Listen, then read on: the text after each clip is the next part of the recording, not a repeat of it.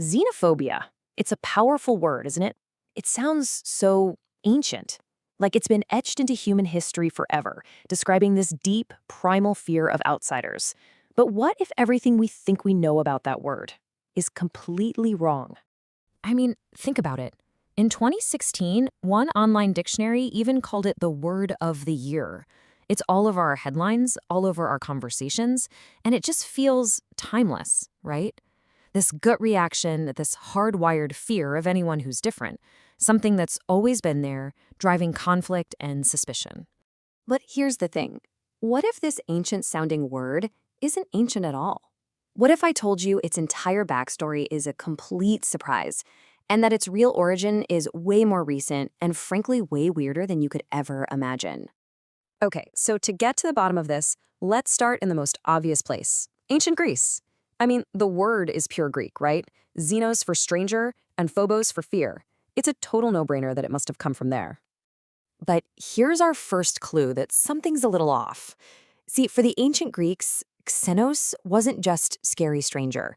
It was a two-way street. It also meant guest. So a xenos always implied a host, and this whole relationship was governed by this super important code of conduct called xenia, the sacred duty of hospitality.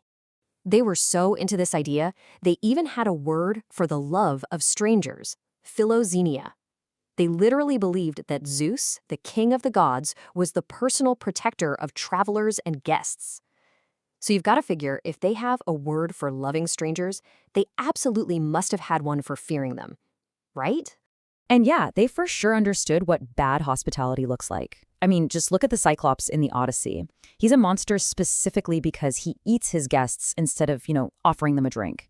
He's the ultimate violator of Xenia. So the idea of being terrible to strangers, Oh, yeah, they had that down. And yet, here's the bombshell.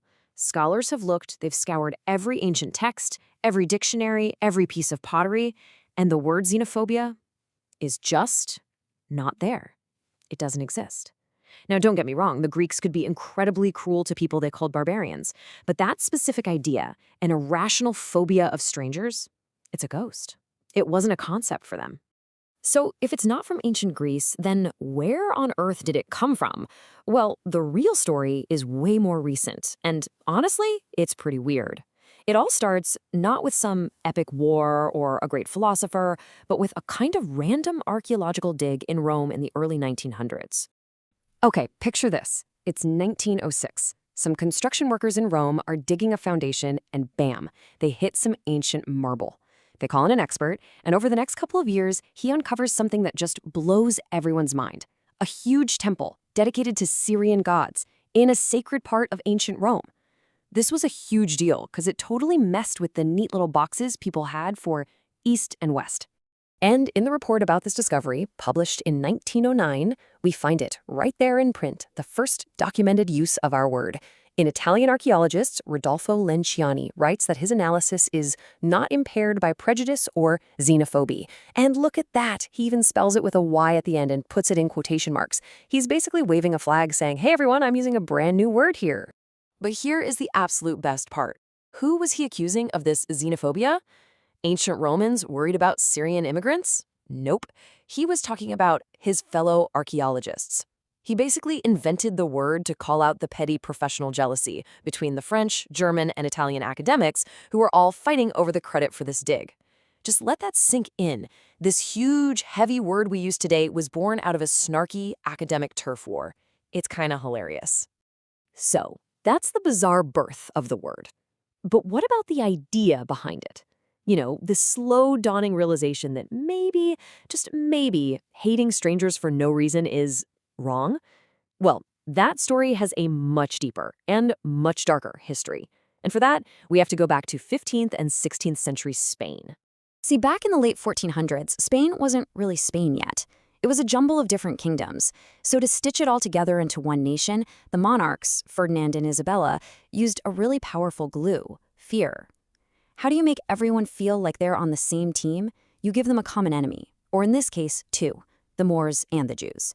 The Spanish Inquisition, it wasn't just about religion. It was a state-run project to forge a single identity by demanding total religious purity, which eventually morphed into this idea of limpieza de sangre, purity of blood.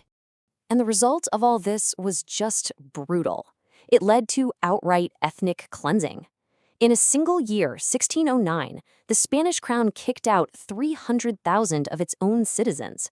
These were the Moriscos, people of Muslim heritage who had converted to Christianity, but were still seen as a dangerous fifth column, an enemy within.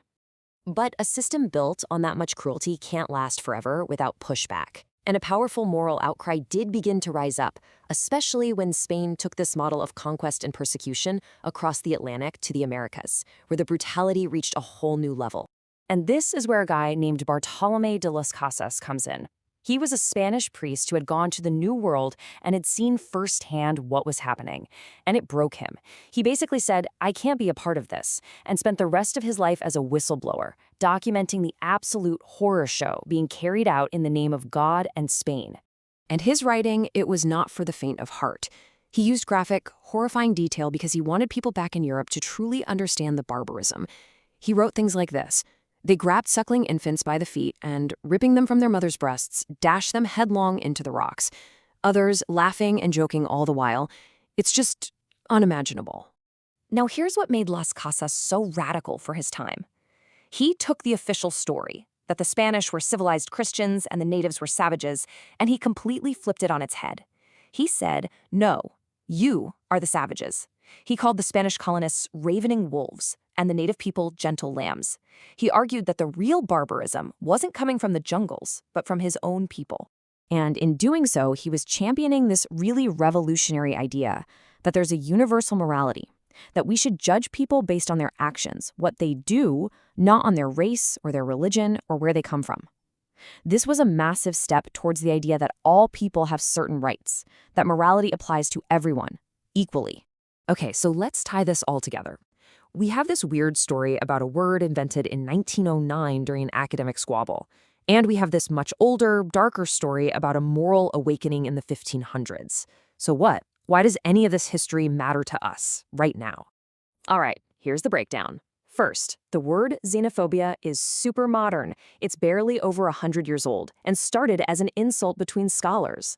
Second, the idea that hating strangers is actually a bad thing, that took centuries to develop, thanks to people like Las Casas who started to argue for a universal morality. And this last part is absolutely crucial. Xenophobia doesn't just mean fear of strangers. That phobia suffix is doing a ton of work. It implies the fear is irrational, that it's a disorder, a moral mistake. And that brings us to the main point of all this. The word xenophobia couldn't have existed in ancient Greece, or even in the 1500s. It could only be invented after we, as a society, had already done the long, painful work of deciding that an irrational fear of strangers isn't just a natural instinct, it's a moral failure. So, where does that leave us? With the knowledge that this word wasn't created to describe some timeless, hardwired human instinct. It was created specifically to condemn a prejudice. Its very invention is an act of judgment. So knowing that, how should that change the way we think about the word and how we use it today?